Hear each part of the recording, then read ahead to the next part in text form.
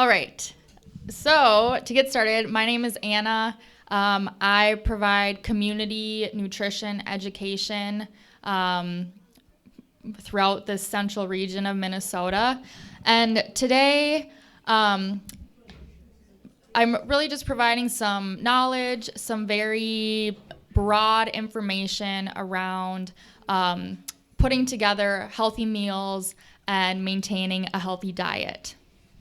magacay waxaa la yiraahdaa bay tiri aan baa la yiraahdaa bay tiri waxaan ka socdaa bay tiri jaamacadda maartay Minnesota maanta cashirka aan dhiganayna waxa weeyaan nafaqada iyo cuntada iyo sidii maartay caafimaad fiican dadku u heli lahayn marka cunto fiican cunaan oo nafaqaysan caafimaadkooda fiicnaanaya marka wal waxyaalahaasi ayaan maartay maanta ayaan cashirkeenu ku saabsanaan doonaa ayay tiri. So at any time, please raise your hand if you have questions, and I will do my best to answer it for you. wixii su'aalaad qabtaan ama waxaad fahmi weydaan gacanta u taaga in weydiiya aniguna Soomaali baan u sheegi I'll tell also Somali don't worry okay marka waa caadi. So the way we like to talk about building a healthy diet is through this graphic here called My Plate, and we have some young kids here. And I'm wondering if maybe you've seen it at school. Have you ever seen that at school? So you might see it up in the school cafeteria, and that is how a lot of programs build their meals. So we have the 5 food groups: dairy, grains, protein, fruits, and vegetables. marka waxay tiri saxankaasi meesha soo dhigtay saxankaasi nooca u yaala guriyeena ma yaalaan u malaynaya kulay ku yar baan arkaa bay tiri waxa weeyaan inuu iskuulka saxankan noocaas oo kale taa cuntada lagu siiyo caruurta inay ku yararka way garanayaan bay tiri marka cuntada aan ka hadlayno 5 qaybood bay cuntadu waxa aynu cunno 5 bay ugu muhiimsan bay tiri maartay biyahana weynu cabnaa hadana inta ku daraya waa caanaha maartay waxyaalaha fruitka la yiraahdo maartay iyo khudradda cagaaran iyo khudradda kaleeto iyo wixii midhoolay ah sidaas aan u dhigayaa wixii midhoolay ah sidii bariiskii baastadii waxaas waa midhoolay ma garanaysaa iyo wixii nafaqa ah maartay oo iyaduna noocyo badan leh ayaan ka hadli doonaa bay tiri. Another thing I want to mention quick is if you do have school-age children, make sure you're applying for free and reduced school meals. It's during the when the pandemic initially started, that was guaranteed for all kids, but they might change that. So make sure that you're applying for that if that's something your kids could use. takale waxaan idin xasuusinayaa bay tiri maartay dhinaca iskuulka kulli wad garanaysaan baa laga yaabaa wixii caruur haysta maartay ee u qalma inaad codsataan maartay inaydan lacag bixinin oo ciyaalkiin cunto nafaqo leh ay iskuulka caadi uga cunaan oo lacag leedan ka qaadin kulli waa taqaanaan baan u malaynayaa taana haddii ruuxi aan aqoonin ha codsada ayay tiri. Okay, so the first 2 groups I'm going to talk about are fruits and vegetables. I'm going to lump them together because those should make up a lot of your diet or what you're eating daily. So fruits and vegetables, we encourage, adding a variety into your diet, different colors, as different colors have different nutrients in them that are important for our bodies. And as well, thinking about the different forms that they come in. So fresh, frozen, canned, dried, feeling like you can incorporate all of those into your diet because sometimes one might be more on sale than another. You might need one for a certain cooking purpose. So knowing that all those different types are important for incorporating into your diet for fruits and vegetables. marka kulli waxaan ku bilaabayaa bay tiri cashirkayga maartay qaybtan maartay khudraddan cagaarka ah iyo khudraddan kale ee la cuno saxankaas waxay u qaybisay 4 waad aragtaan marka waxay tiri marka uu ruuxu cuntada cunayo waxa fiican inuu midabo kala duwan oo cunto ah inuu cuno inuu intuu saxan baasta ama saxan bariis uu meesha soo dhigto uu keligii uu garaaco markii buuxsantana iska kacayo yeelini waxyaalo kala duwan oo wax cagaaran iyo wax casaan iyo waxyaalo kala duwan inuu dhigto saxankiisa ayaa muhiim ah marka khudrad khudraddan fruitka la yiraahdo waxay noqon karaysaa mid maartay fresh oo maartay waxay noqon karaysaa maartay suuqa laga soo gato caadi ah mid maartay waxay noqon karaysaa frinjeer ku jirta oo laga soo qaato ama waxay noqon kartaa maartay mid maartay daasad kuba xiran sida maartay ananaaska kale iyo oo daasad ku xiran ayay noqon kartaa marka waxyaalahaas ayaan ka hadli doonaa iyo qaabka maartay cuntada qofku uu maartay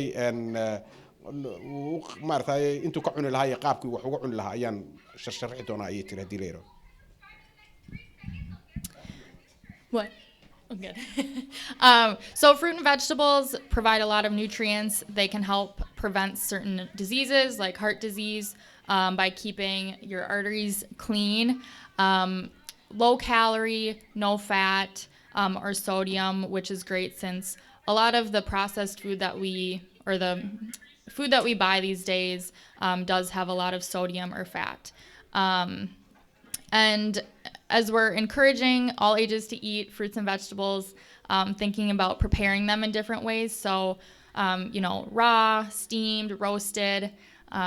For those of you with kids, if they don't like it prepared one way, maybe trying another and just continuing to encourage eating the fruits and vegetables. cunitaanka khudraddan cagaaran iyo khudraddan maartay caadiga ah waxa weeyaan faa'iidooyin fara badan bay leedahay bay tiri waxa weeyaan faa'iidadeedu waxa kamid ah waxay maartay waxay ka hortagtaa dhammaan cudurrada maartay khatarta leh sida wadnaha ku dhacay waxyaalahaas oo dhan cudurradaas oo dhan ruuxa kuma dhacaan ruuxa khudraddan labadan khudradood cuna marka inuu ruuxu barto cunitaankeedii ayaa fiican maartay waxyaalahan sonkorta la yiraahdo iyo dhiikarada iyo waxyaalahaas oo idin la maartay way ka hortagaysaa maartay oo dadka qabana faa'iido ay u tahay inay cunaan marka malaha subag jirka waxyeello u geysanaya malaha cusboolay sodium dhibaato fara badan keenaysana ma jirto marka dadku markay yar yihiin inay bartaan cunitaankeeda marka koobaad ayaa haboon noocyo fara badan baad marka u cuni kartaa mar waad karsan kartaa mar waad yar yacood yar steam yar baad ka dhigi yacood yar baad ka dhigi kartaa mar waad karin kartaa mar iyadoo cagaaran baad cuni kartaa kolba noocii qofku uu cuni karayo inuu cuno ayaa fiican maartay ayay tiri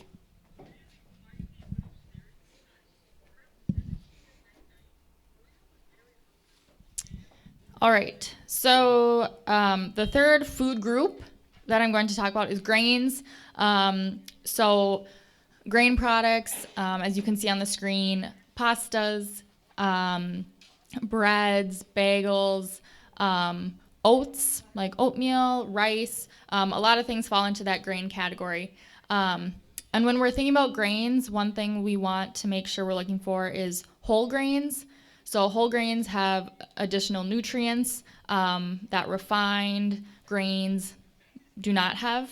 And those nutrients include fiber, which can help with our digestion, and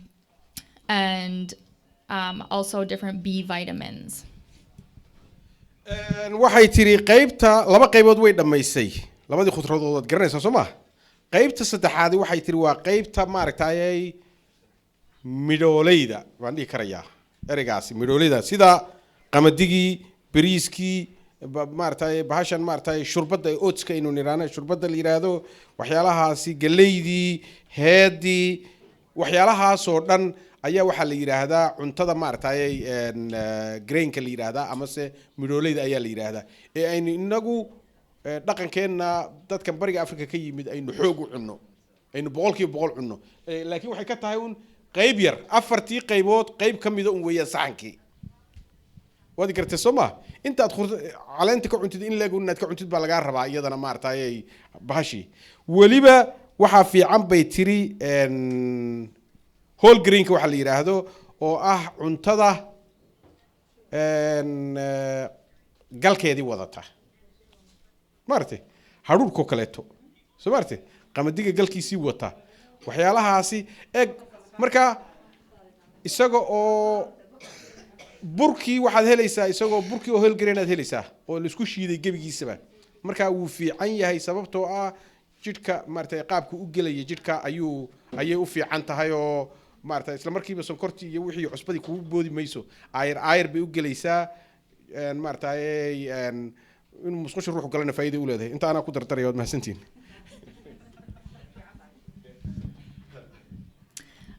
So whole grain products would include oatmeal, whole grain bread.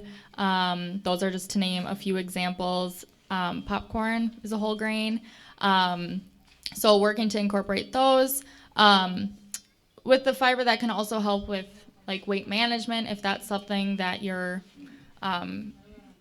thinking about, as the fiber can make us feel fuller for longer. I'll stop there.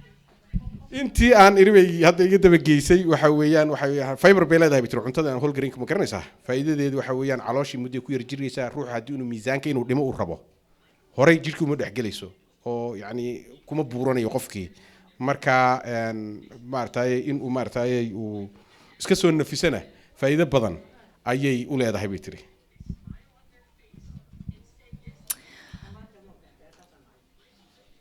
The fourth food group we're going to talk about today is protein. I think generally when people think of protein, they think of meat, but we can get protein from many other sources as well. Okay. saddex baynu soo marnay imika soo ma maxaynu soo marnay khudradii cagaarka ahayd tii kaleete ee fruitka ahayd iyo hadhuudh maartay wixii maartay midholeydii ta afraad aynu ka hadlaynana waxa weeyaan waa wixii nafaqo leh ereyga ma dhigi karayna protein leh ma garatay inagu wixii protein leh waxaynu naqaanay hilib isugu baanu naqaanay soo ma laakiin way badan yihiin iyadana waa laga hadli doonaa haddii Ilaahay yiraahdo. So other foods that contain protein: eggs, nuts, lentils. What else? Fish. Because I know some people eat fish, but not other kinds of meat. So really just varying the sources of protein in your diet is very important. And when you do choose meat, try to focus on what we call lean meat. So that would be poultry or certain types of seafood, and limiting the amount of red meat consumed, because that too much red meat can be hurtful to us.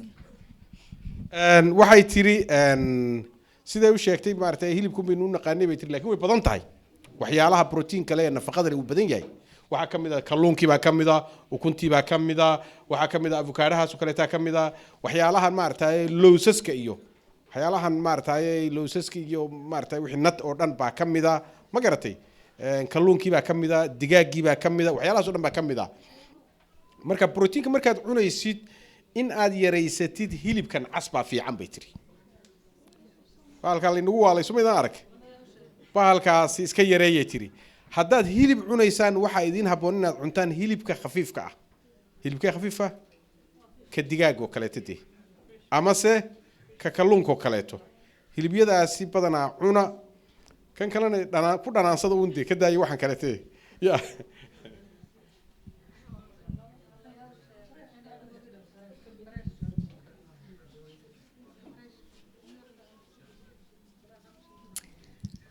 All right. So the last and fifth food group we'll talk about today is dairy.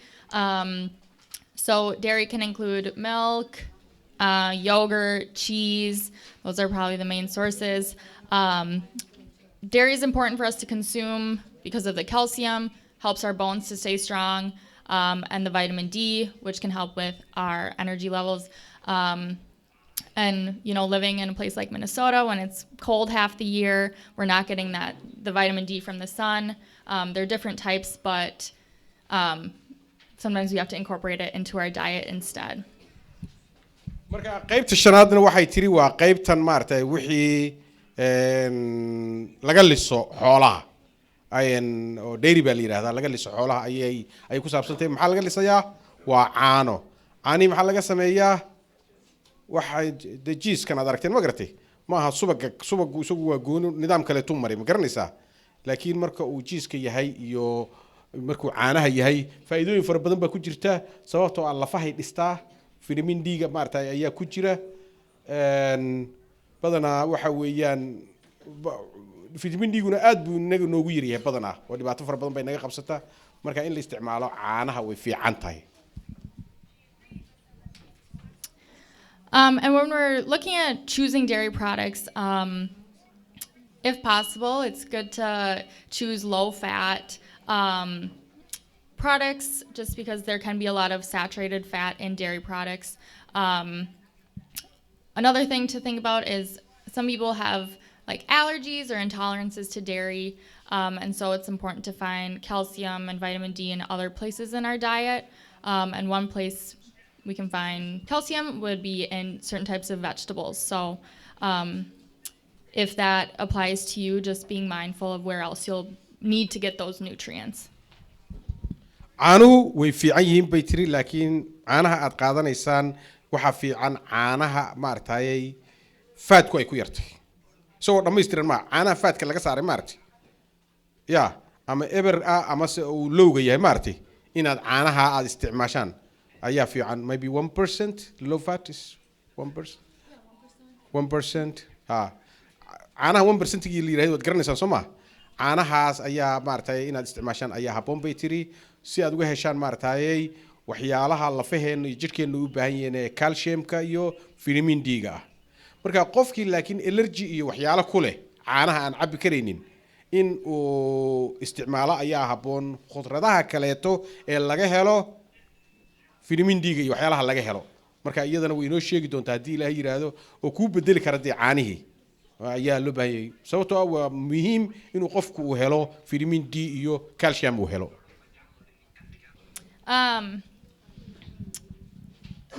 One other thing I want to talk about is portion sizes. If you eat out a lot, but really being mindful of like listening to your body, you know, when you're full, taking the rest home as leftovers, and just knowing that, you know, as ages change and your level of activity changes, those needs, you know, for calories will change, and just being in tune with that. xaggii cirti waxay af Soomaali la oran jiray ayay ka hadlaysaa intee in leeg buu qofku cuni karayaa cunto marka waxay tiri waxa weeyaan sidii xoolihun haddii wax loo cuno dhibaato weyn baa ka dhacaysa marka in cuntada la iska yareeyo waxay diinteenu na faraysaa cuntada in la iska yareeyo ayaa faa'iido ah bay tiri oo uu qofku jidhkiisa iyo naftiisa uu la socdo kolba inta uu qaadi karo in uu wax yar uu qaato dadku markay da ay waaweynaadaanna inta uu energy iyo calorie u baahan yahay way ka yar tahay qofka yar ee ordaya maanta oo dhan ee maartay wixii gubaya ma garanaysaa marka ruuxu ka sii yar weyn yahay inuu ku xisaabtamo baasha waxa weeyaan haddaynu Mareykanna cuntada waynu jecelahay laakiin inaynu xisaabtanaa loo baahan yahay bay tiri.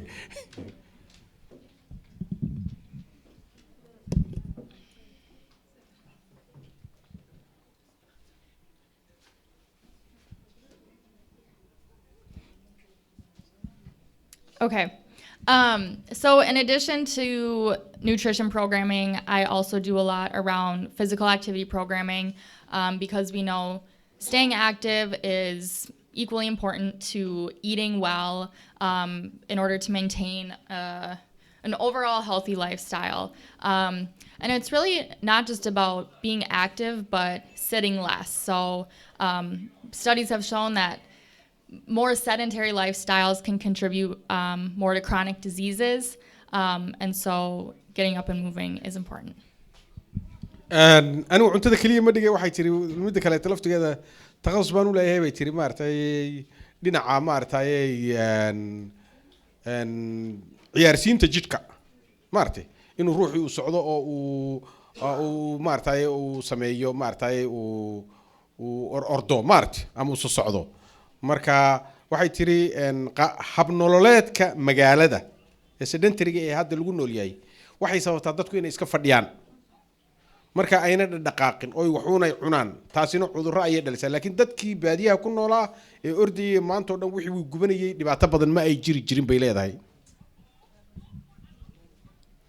So the activity guidelines are to be active 30 minutes 5 times a week. So that's 2.5 hours a week of activity. So, and that can be broken down into even 10-minute bits. So going for a 10-minute walk 3 times a day, that would meet this recommendation. So,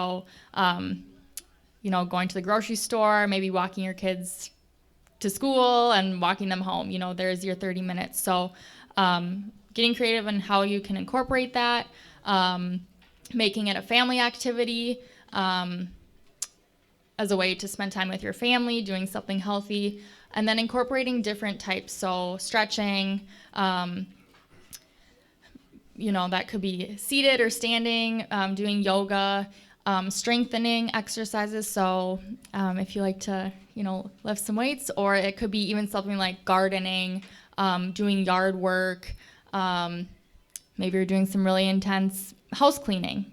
And then cardio, so that would be like walking, running, or biking.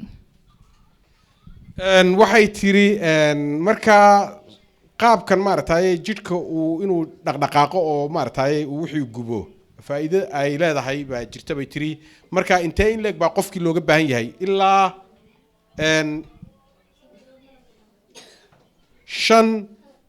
jeer wiigi 30 daqiiqo haddii uu maaragtay uu sameeyo maaragtay uu exercise ka uu sameeyo faa'iido ay leedahay waa wiigi waa 2 saac iyo badh 2 saac iyo badh uun adiga ma garatay ama maalin ku dhamee 2 maalin ku dhamee ama wiigi booda dhamee 2 saac iyo badh haddii aad soo socoto way fiican tahay bay tiri noocyadaas oo dhan oo maaragtay ayaa jirta qaababka loo sameyn karayo waxaa ka mid ah bay tiri ruuxii wuu isyar kala bixin karaaba ama wuu socon karaa ma garateen ama se waxa weeyaan shaqo fara badan oo guriga ah ayuu sameyn karaa bay tiri oo wuu sameyn karaa ama wax la yiraahdo yoga la yiraahdo oo anigu salaad baan ku metelay oo salaad saas loo dhaqaaqa maartay salaada badiyo way yani ka wadaa ma garatay iyo inuu qofkii maartay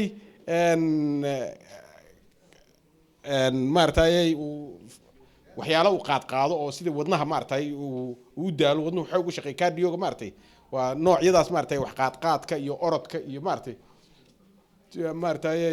TV good wax geysatido aad garab boodid iyo wax badan baa jira dad waalwaalan baa jira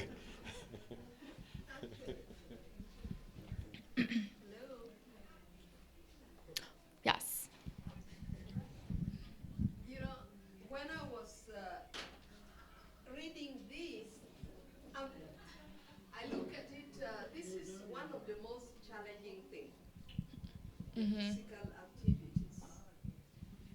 So I do not know whether there is any kind of way that we can encourage everybody at least, at most, the 10 minutes can be fulfilled. How can we be able to encourage people? Because that is one of the most challenging situations. tanoogu dhib badani waxay tiri waa dhinaca waxaan maartay jimicsiga waxa sameynteeda marka hab uu qofkii lagu dhiirigelin karo si uu sameeyo midaasi miyad noo haysaa wax cilmi ma noo haysaa bay tiri wax ku jawaabtaa arkayna okay Thank you for asking that, and I agree that it can be very hard to get in the habit of being active. And so a few things I would say to like encourage, first of all, finding an activity that you like to do, because if you aren't enjoying your time being active, you're not going to pick up that habit. Find someone to be active with, calling them to meet up, to walk or something. It's always great to have someone else to exercise with. What else? Especially as it gets colder out, it can be harder to be active, at least it is for me. So, maybe that's going to the mall and just walking around the mall to get some activity, or taking a break. if you're watching TV, being sure you're getting up to do something. And then the last thing I would say is just give it time, because habits take a long time to form. And so, you know, if you try for a week and it isn't going great, keep trying. Keep trying different activities, and don't give up, you know, right away. So. And maybe I can add for you, take a note, reward yourself whatever you do it. Maybe that whatever activity you do it, if you reward yourself, then it motivates you that you can do that work. I don't know, it's from my perspective. Great, thank you. And marka waxa weeyaan waxay tiri sidee baad maartay waxaan u samayn kartaa waxaad jeceshahay qabo horta waxaad jeceshahay qabo ruux u yeero maartay kula socda maartay ilan kaliya ma soo lugeyn kartid moogti heblaay bal nakeenayno meelaha soo yar wareegnayno soo yar lugeyn maanta ma soo jimicsanay ma garatay marka haddii aad isla yar barataan waa isla gacan helaysaan ma garanaysaa marka suuqyada iyo meelaha wax ka soo adeeganaysaan moolalka iyo waxyaalaha socda oo kolba meel eego oo maartay ku dhex wareegaysta waa nooc exercise samaynaan arag marka waqti bay u baahan tahay waxan maartay waqti bay u baahan tahay inaad waxa aad samaysid waxaad kala sameynaysaan maartay ku farax waxa aad qabanaysid ma garatay oo maartay inta ana ugu daray iyada ku farax waxa aad qabanaysid qorqoro inaad shaqo fiican soo qabatay is aaminsi si aad bari u qabatay hadii Ilaahay yiraahdo. I have one more thing to add to that.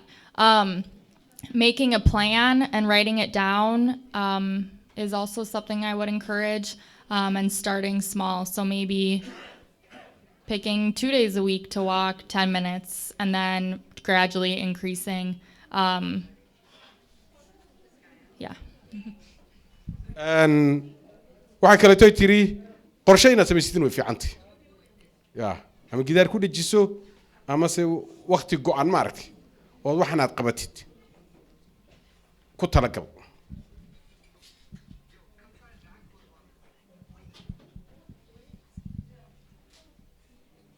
All right, that is the brief presentation I have just around building healthy meals, just giving you something to think about, and maybe you've identified a place where you could add in different food groups or more variety in your diet.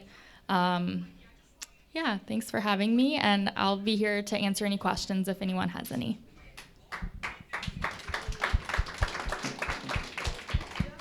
ma dhib badnayne intaasi uun muhiimadu way ahayd bay tiri cuntadu wax sheegitaankaygu wixii su'aalo ah ee aad qabtaanna waxaan diyaar u ahay maartay in aad i weydiisaan waan idinka jawaabayaa diyaar baan idin ahay aad baad u mahadsantihiin inaad soo dhageysateen bitiri